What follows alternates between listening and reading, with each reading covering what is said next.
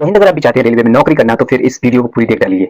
आपको प्लान किस तरह से बनाना है, किस तरह से आपके 80 से लेकर 90 के बीच में नंबर आएँगे और क्या-क्या पढ़ना पड़ेगा, कितना पढ़ना पड़ेगा, कितने घंटे मेहनत करनी पड़ेगी, सारी कुछ बताऊँगा इस वीडियो में। अगर आपने ये वीडियो देख ली तो आपको कोई भी वीडियो देखने की ज़रूरत ही नहीं है। क्या-क्या करना पड़ेगा सबसे पहले तो आप ये बात जान लीजिए। सबसे पहले मैथ और रीजनिंग पर ध्यान दीजिएगा। ये दोनों एक ऐसे सब्जेक्ट हैं जो आपको 30 में से 30 नंबर दे जाएँगे और आपको पढ़ना भी क्या-क्या है ये आपके सिलेबस में साफ-साफ लिखा हुआ है। तो ज़्यादा मेहनत इनमें नहीं करनी है आपको, मेहनत करनी है बस, है ना?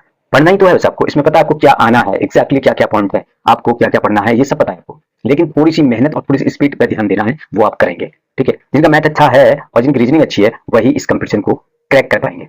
जीके और जीएस की बात करूँ तो जीएस और जीके जो दोनों ही परेशान करने वाली चीज़ है। ये 40 में से 40 में कभी नहीं नंबर मिल सकते। या तो इसके लिए हमें बहुत ज़्यादा पढ़े रहने वाले हों, बहुत ज़्यादा।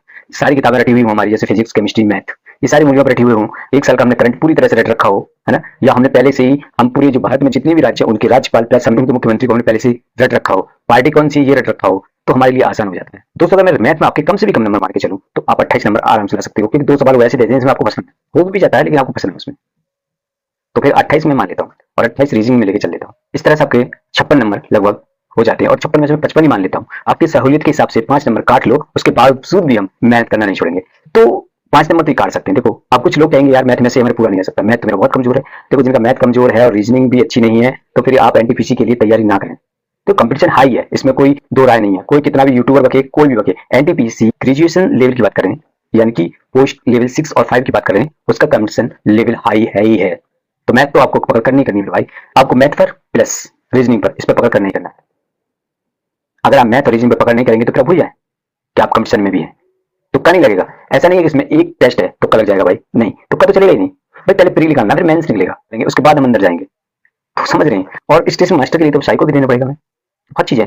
तो ये चीजें जॉब को आपको देखिए, अपनी वैकेंसी पे ध्यान दीजिए, जॉब को देखिए, वैकेंसी पे ध्यान दीजिए, अपने आप को देखिए कि मेहनत कर सकते हो नहीं कर सकते हो, टाइम है या नहीं है। हो सकता है 3 महीना बस आपके पास, हो सकता है 6 महीने मिल जाए, मैं कुछ नहीं कह सकता। ये कोई इनकी रणनीति नहीं है कब टेस्ट कराएंगे। तो आपके पास साल भी मिल सकती है, 6 महीने भी है, 3 महीने भी है, कुछ भी हो सकता है आपके पास। अब मेहनत आपको करनी है। अगर आप दिन रात एक आंख फोड़ कर सकते हैं, भाई इतनी आपकी नॉलेज है, तो आप डाल लीजिए कि हाँ मैं 80 नंबर, 80 और 85 के बीच में नंबर लेकर आ जाऊंगा, तो आप सेफ जोन में है, कोई टेंशन नहीं है ना? आपकी रणनीति क्या होनी चाहिए? देखो केमिस्ट्री पे फोकस कर दो, फिजिक्स, केमिस्ट्री, मैथ और बायोलॉजी, है ना? फिजिक्स, केमिस्ट्री और बायोलॉजी इनको रटना शुरू कर दो, जितना ज्यादा रट सकते हो। छोटी छोटी बारीकी बारीकी चीज पर भी ध्यान दो, है ना? बारीकी से बारीकी चीज पूछ लेते हैं लोग।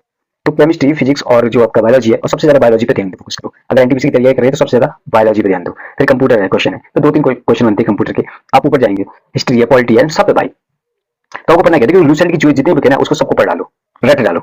लूसेंट की आपके पास बुक है, उसको रट डालो। जीएस और जीके की मैं बात करूं तो आपके पास लूसेंट सबसे अच्छी किताब है, इसको रट डालो भाई। बहुत हेल्प मिलती है लूसेंट से। कोई ये कहेगा लूसेंट बेकार है, लूसेंट बेकार नहीं, लूसेंट से अच्छी किताब नहीं है। आप पढ़ डालो सारी की सारी। करंट आपको कहां से पढ़ना है?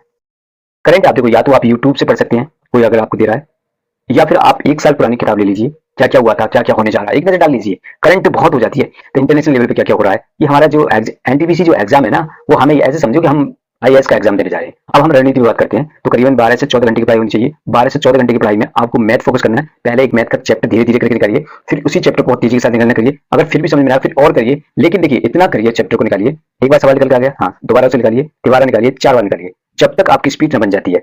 मान लीजिए मेरी पहला मैंने सवाल निकाला और पहली मेरी स्पीड बनी करीबन करीबन एक सवाल निकालने की 2 मिनट या 2.5 मिनट थी, ठीक है? ऐसे मैंने पूरा चैप्टर कवर कर लिया और मेरी 2.5 मिनट ही चलती रही। फिर मैंने थोड़ा सा मैथ तो समझ में आ गया, मैंने निकाल लिया, चैप्टर समझ में आ गया कि ऐसे निकालना है, ठीक है? चैप्टर जो समझ में आ गया, उसके बाद दोबारा से मुझे पढ़ाई करनी है, दोबारा से निकालना। जब चैप्टर समझ में आ गया तो जाहिर सी बात है मैं दोबारा जब निकालूंगा तो मुझे कम समय लगना चाहिए भाई। जब कम समय लगेगा तो मेरा टाइम टेबल कितना हो जाना चाहिए, फिर 1 मिनट पा जाऊंगा मैं, 1 मिनट उसका करूंगा, अभी भी मेरा टाइम ज्यादा लग रहा है। फिर मैं एक बार और निकालने की कोशिश करूंगा इन सवालों को। जो इजी सवाल होंगे वो ऑटोमेटिक अपने आप रट जाएंगे। क्या होता है कि इजी जो सवाल होते हैं वो ऑटोमेटिक अपने आप ही रट जाते हैं। फिर उनसे आप देखेंगे उसे, अरे ये तो हो जाएगा, ये हो जाएगा, ये हो जाएगा, ठीक है ठीक है, यहाँ में तो ये ठीक है, कट कट, इसको ये करना था, ये करना था। जब आप यूट्यूब शॉर्टकट ढूंढते हैं ना, शॉर्टकट जब आप ज्यादा पढ़ते हैं ना, ज्यादा पढ़ते हैं तो खुद ब खुद बनना स्टार्ट हो जाता है। तो शॉर्टकट और शॉर्ट ट्रिक जो होती है ये अपने आप बन जाती हैं। आपको यूट्यूब पे सर्च करने की जरूरत ही नहीं पड़ेगी। अगर आप मैथ को 2-4 बार निकालेंगे, ऐसी रीजनिंग को अगर 2-4 बार निकालेंगे, तो रीजनिंग में आपको ढूंढने की जरूरत नहीं पड़ेगी, खुद ब खुद आने लगती है चीजें यार। लेकिन आती कब है? जब इस पर आप फोकस करते हो, मेहनत करते हो, दिन रात लगे रहते हो, तब जाके आती है। तो आपका टारगेट क्या होना चाहिए? मुझे केवल निकालना, पढ़ना स्पीड पर डिपेंड करेगी। और स्पीड आपकी मैथ में बहुत अच्छी होनी चाहिए, स्पीड आपका अच्छा होना चाहिए। जब स्पीड अच्छा होगा तभी आप मैथ को कवर पाएंगे। मैथ को क्या, रीजनिंग को क्या, मैथ और रीजनिंग में ज्यादा ध्यान देने की जरूरत है आपको। सीट प्लानिंग है, सीट प्लानिंग अगर आपकी सही है, सीट प्लानिंग कर सकते हो, आपको क्या लगेगा? घड़ी निकालने को ज्यादा टाइम लगेगा आपसे, दिशा बताने में टाइम लगेगा, दाएं बाएं बताने में टाइम लगेगा, गैप बताने में ज्यादा टाइम लगेगा? नहीं, थोड़ा बहुत टाइम लगता है उसे तो आप निकालेंगे, थोड़ा प्रैक्टिस की जरूरत है। लेकिन सीटिंग में जो प्लान है वो 5 नंबर का एक सवाल होता है, तो जाहिर सी बात है वो तो 1 मिनट में या 30 सेकंड में तो बनने वाला है नहीं। उसको भाई अगर आप समझ गए तभी तो उसे निकाल सकते हो। दिक्कत ये हो जाती है समझने में उसको 10 मिनट लग जाती है भाई। तो आपको ज्यादा मेहनत वहां करनी है, पजल ज्यादा सॉल्व करने हैं, निष्कर्ष ज्यादा निकालने हैं। अगर आपको निष्कर्ष निकालना आ गया, अपने हिसाब से अपना स्टडी प्लान बनाइए। आप कैसे पढ़ना चाहते हैं, किस तरह पढ़ेंगे, क्यों पढ़ेंगे, कब पढ़ेंगे। पढ़ना ही है, गायब हो जाओ। ये वो वक्त है, यहाँ से आपकी दोस्ती यारी सब खत्म हो जानी चाहिए। कोई दोस्त नहीं है, सब मर गए। कोई यार नहीं है, सब खत्म हो गए। कोई दारू वारू पार्टी वार्टी कुछ नहीं, सब खत्म। यहाँ से आपकी गर्लफ्रेंड भी खत्म, बीवी भी खत्म, सब खत्म। अपने आप को ही मरा हुआ मान लो भाई 6 महीने के लिए। आप दुनिया में हो ही नहीं। आप दुनिया में तभी आना जब आपका एग्जाम हो जाए। सो बेस्ट ऑफ लक मेरी तरफ से आपको। पढ़ाई पे जरा फोकस रखिएगा।